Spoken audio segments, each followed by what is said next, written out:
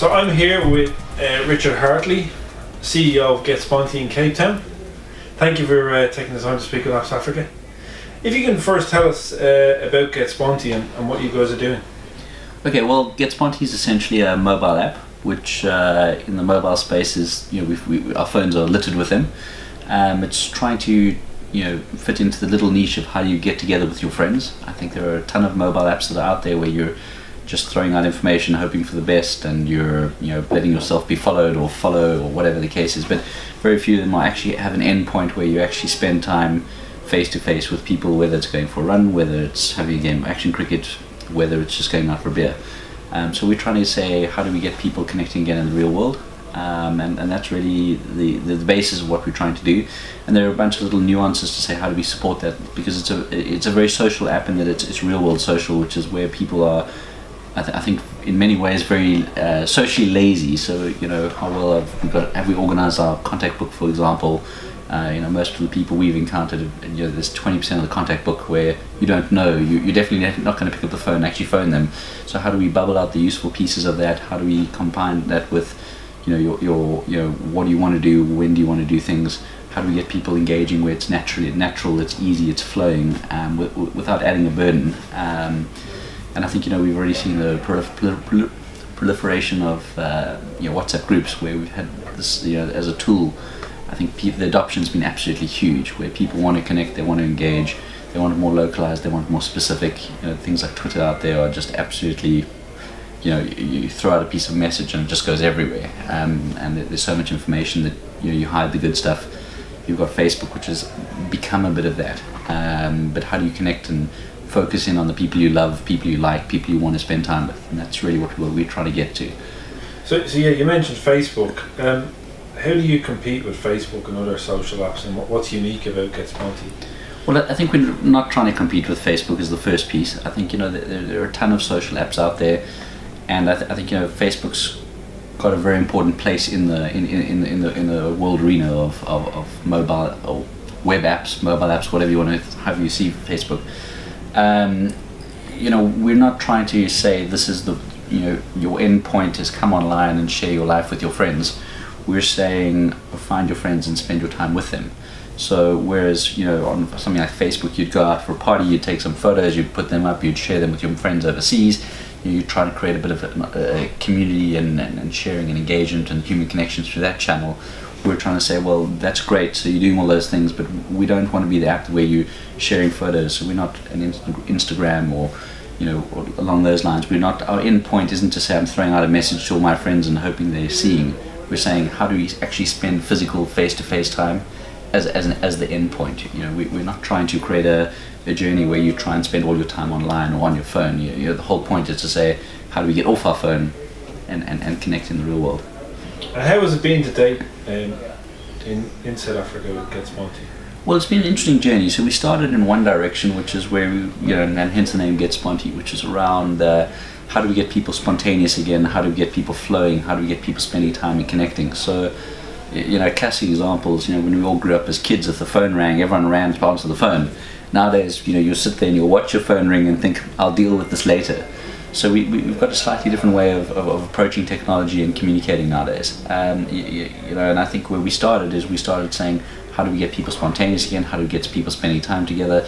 How do we get people flowing in the social space? And we learned some very interesting lessons, and I think in South Africa, and I think probably anywhere you look, people are a lot less spontaneous than they wish they were.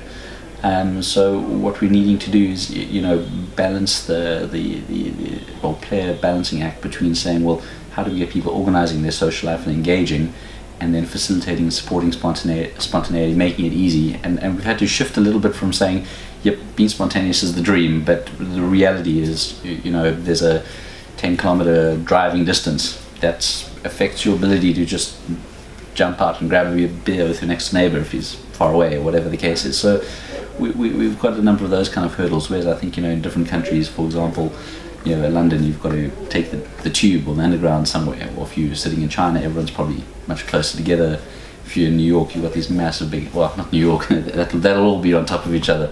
But if you go to a number of other places in the States, you've got these wide, expansive areas where you do cover a lot of distance. So, I suppose in the South African context, we're not looking to try and stay in South Africa ideas. We need a prototype and proof of concepts of the ideas here. And we've got some interesting leads to go up Africa, which is, I think, something else we're interested in doing. So it'll be a matter of time. We've got to get it right here first, but I think when we do get it right here, I think there's some interesting sort of applications going all the way through. And if you can tell us more about the model in terms of, does the customer pay and how do you make revenue? Well, I think what we've seen is people don't pay for mobile apps. Someone will go out and they'll spend a fortune buying the latest iPhone, and then they don't understand why they need to spend $1 on an app. So I think the consumer side is that they're definitely not going to be paying, and I think we know we can't charge it. I think we've got a number of ideas in the revenues, number of revenue plans, but we need to prove that we can get a client base and we can build it. I think we've had a lot of, when we've gone out in our marketing exercises to pull out our beta testers and that sort of thing, we found the adoption very quick and very fast and very positive. At the same time as saying, I think from the revenue side, we need to be quite conscious of what actually works, what's easy, what's natural, what's flowing. So we don't want to be littering our app with advertising, and we don't want to become an annoyance. So I think it's really important that if we look at our whole ethos, it will never be annoying, so to speak. But what I think there is if we can provide a value as a service. I think a lot of people are looking at mobile apps. You build a mobile app and you put it on a Play Store and magically you make money. That doesn't really work unless you've got a very specific and well thought out clever idea. So what we're trying to do is collect a group of people who are having fun, enjoying using a system where we've got a functional value add, and then being able to complement that with various value added services on the side of that. And I think those are going to be real world services more than online things. Although we may look at something like some in-app purchases and that sort of thing, but I think it's a long way away and unlikely at this stage. And within the app, how do you actually rank people, or how does it work in terms of people using the app? Well, maybe just to have a quick idea on what is the app. The app is getting people together with friends. So there's a big element of a social planner. So we're saying, I want to do stuff. Who around me wants to get together and let's go out and do things? And what that means is there's what is it in nature? There's an element of a calendar planning aspect, collaborative, engaging and communicating with your friends, so communication tool. And then there's obviously tapping into things like your address book, just to try and isolate who you're actually connecting with. And within that process, what we've as I mentioned, there's this high number of people who or contacts in your phone book which aren't really relevant. So we try and distill out and focus on who are the important people, and that's who you've engaged with, who's responded to you. Have you done similar kinds of events? Do you spend time doing similar things? So just trying to focus on who you like first, and then so it's the who and then the what. Whereas I think something like Foursquare was a where first. I think our goal is to try and go who first, then what, then where. I mean, where obviously been relevant in the one needs to be in a general proximity, but I think not necessarily a specific place. So for example, if you and me got together for a beer, we're going for a beer. Where we go to is kind of secondary, somewhere in the middle. So just trying to keep that focus. Okay, and you're obviously in the social media space and social space in South Africa. What trends do you see in South Africa with various social media?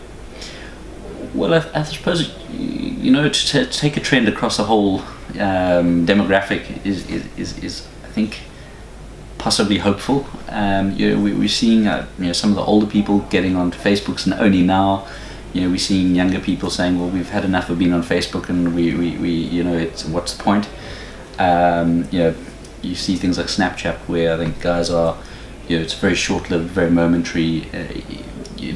Take a picture, send it. Very limited, and I think lazy essentially. But it's not lazy out of lazy. I am lazy. It's lazy as in why go to the effort of doing anything more. So I think what we've seen in our research over the year, we've seen people don't necessarily want to be stalked and followed and have all the information out there. And even though it is already there with the Apples and Googles of the world, Facebook as well, people don't want to be perceived to be being followed and stalked and checked out. At the same time, saying that we all want more accurate information, more relevant things flowing our way.